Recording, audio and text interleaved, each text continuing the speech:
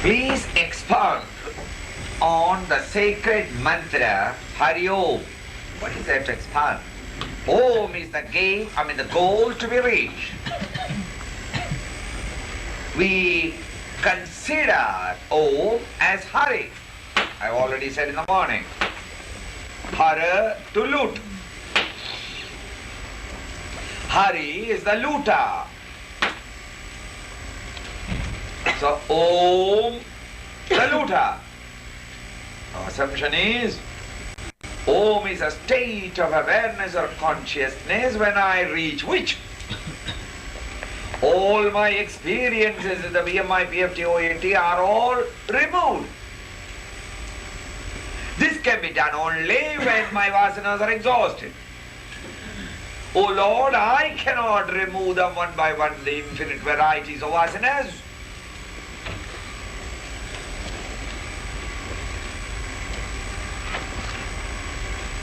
Please, you help me to go. Remove them. Something like the same attitude of the Christian when he cries for forgiveness for his sins and to accept the atonement. The same attitude. Hari. O Lord, I invoke Thee, and You please help me to exhaust my vasanas, which I can't by my own effort. I need Thy grace that You can loot it from me.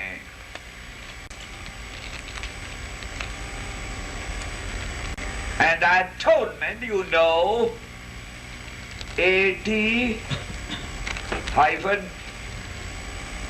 ONE hyphen MENT.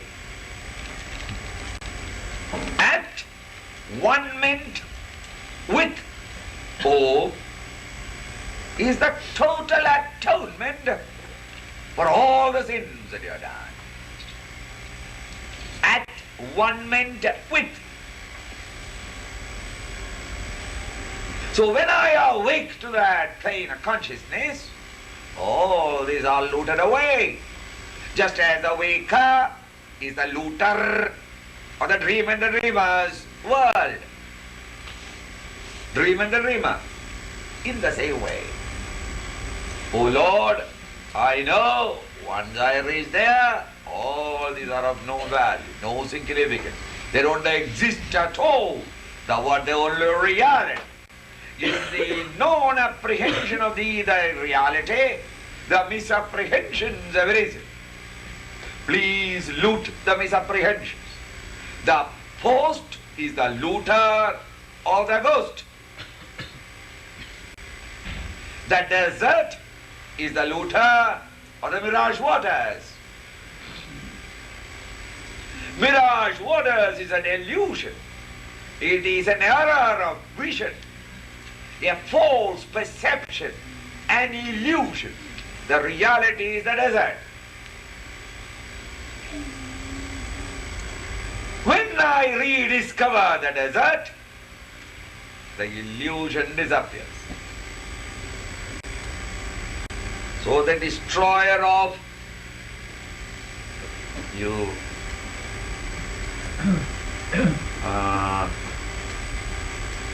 you sit here on that side because people are distracted. Sit on this side, on the table. I don't see. No, she was sitting on the chair.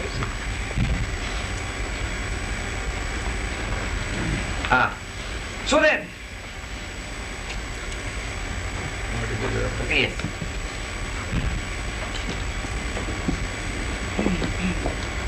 So, Hari Om. Om, the state of consciousness that I want to reach. And I am striving my level best to reach there. Oh Lord, you too take a little help by plundering it, all these vasanas away from me. And in fact,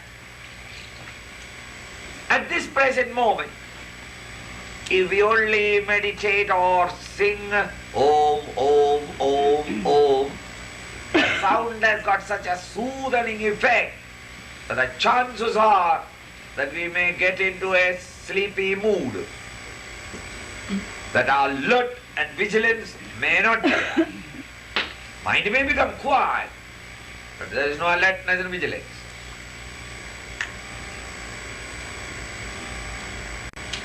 Therefore, Hari Om, Hari Om, Hari Om, that vibration of Hari, Hari, Hari in between the Oms makes you keep alert and vigilant. Hari Om, Hari Om. Sacred mantra Hari Om, thank you. And the actual meaning is Hari Om. Return home quickly from where you came. Hari Om. Is the person with Gita? No. With extra sensory perception or so-called clairvoyant any closer to God than the sincere earnest student in the class? Is this power they have inherent? Is it acquired? Or can it be developed? It can be developed. All these powers are the powers of the mind. All channels are in the TV. You have to change the channel.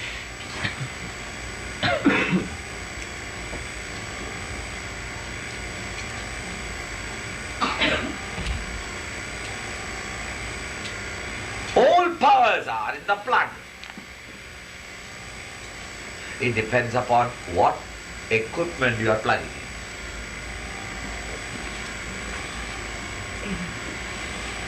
Mind has got all these powers. But at this moment all the powers are not available for us because of their oscillation of the mind. Even intelligent. Whenever the mind is quiet, you are more intelligent, more receptive. Whenever our mind is disturbed, we find our capacity to absorb is dulled. Is it not?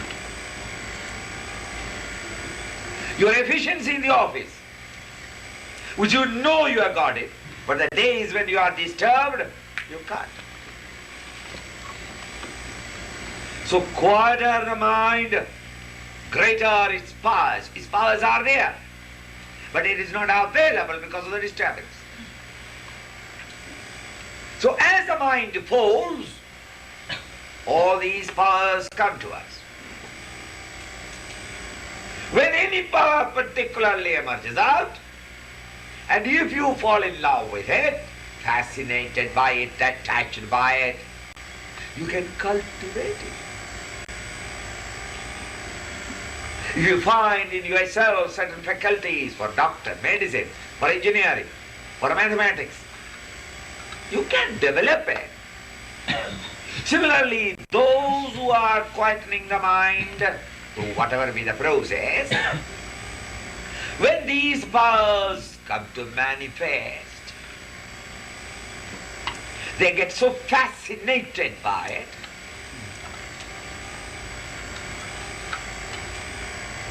that they want to cultivate, and therefore they put their extra effort in clarifying the vision, clairvoyance, learning to tune up to it. And thus within a short time, he becomes clairvoyant. So what? Instead of sitting down here and seeing only this, what is happening around you, you are also able to see what is happening now in San Francisco, in Los Angeles, in New York, in Washington. How can that be a happiness? Already there is enough trouble here. And you see all the troubles that is happening everywhere. What is the use?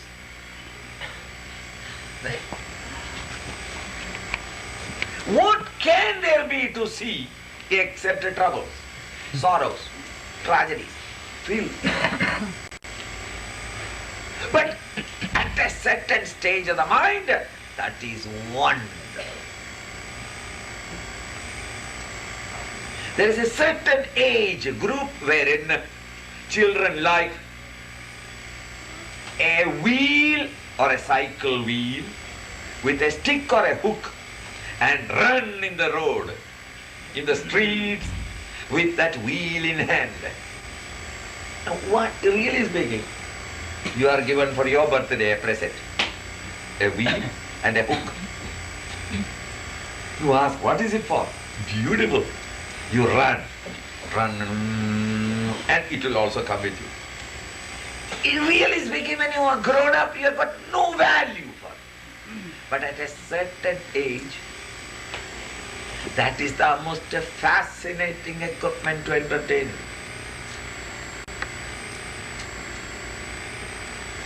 A wheel that is running, and you have got a hook to run it on, to help it to run, and you run with it. And the hook and the wheel never pants. You pant. Because you are exerting, and the wheel is not on. But you feel beautiful about it. It's a certain age. At a certain age, marbles are beautiful wealth. They are ready to fight on the street for my blue marble. At a certain age. Afterwards, you have no interest. Similarly, at a certain mental level of evolution, they feel fascinated by, I can manifest many things, materialize things. I can see what is happening to my devotees all over the world. Hey, I'm happy. Protect him. All this goes on. But one who has been opened up to the highest, all these are of use as well.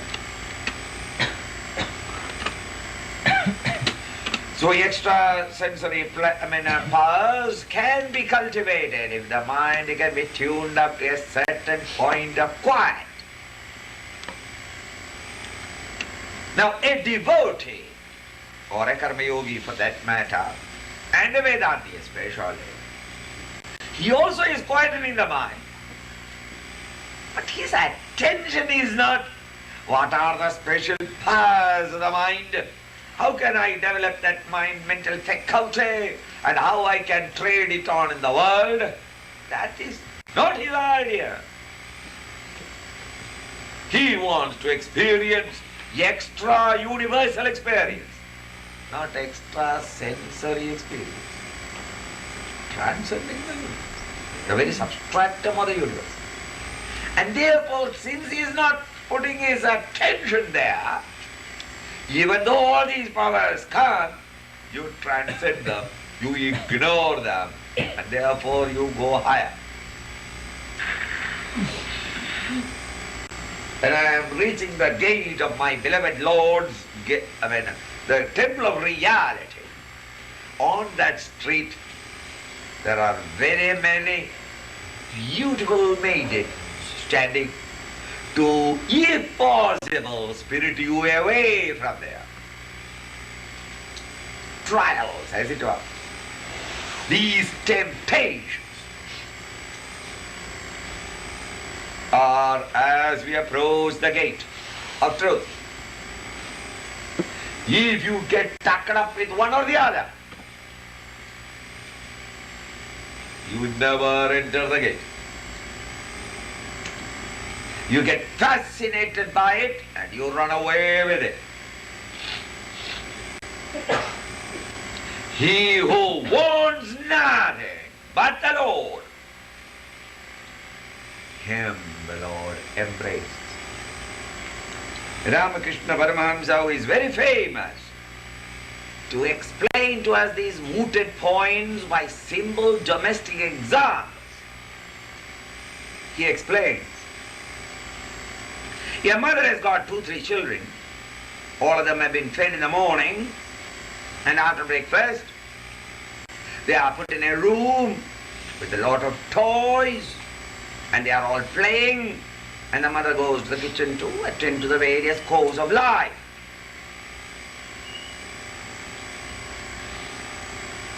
Now the younger one, the youngest one, stands in one corner in the room, crying.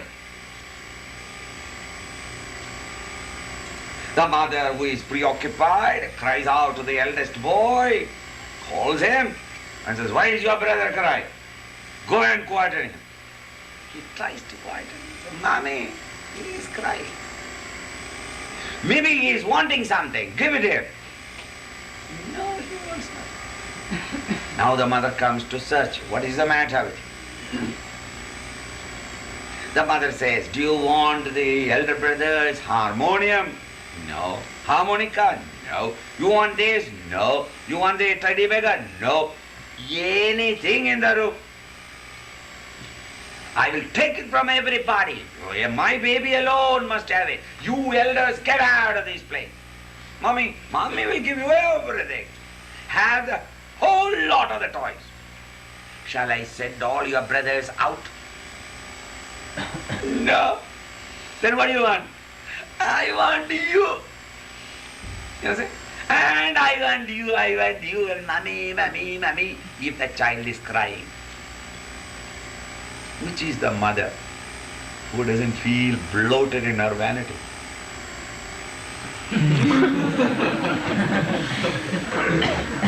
And immediately takes the child on the hip, and with the child in one hand, she goes to the kitchen and does the work with one hand. Now at that time, you can't say that the other two children are not loved by the mother. The mother has got a preference to this child. No. She loves all the children.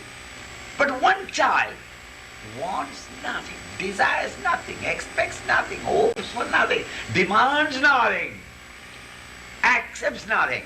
Want only mommy. Then the mommy comes and says, "Daddy won't." That's the point. Mommy takes, and with the child in the hip, she goes on working.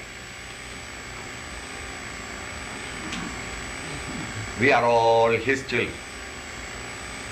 When we cry for extra sensory powers, that is given. We cry for sense gratifications, that is given. If suppose there is a devotee who wants nothing but thee, thou, nothing else, he is given. A devotee wants nothing but the Lord, not these powers. A jnani doesn't want the powers because he has already analyzed and found that these powers are again limited. He wants the unlimited, the immutable, the eternal, nothing short of it. The all, not a part.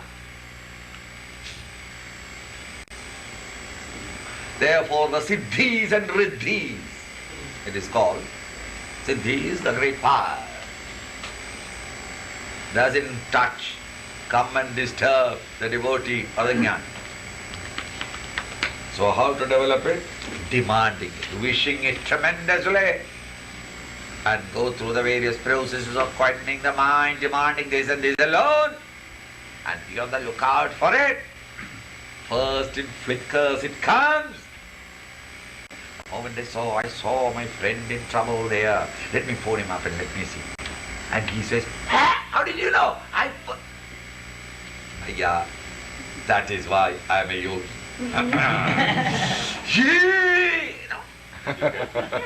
Tomorrow a letter comes in 2 days' time. "I never thought, my friend, that you have developed so much. How did you know about it? I had just had the accident and you phoned me up."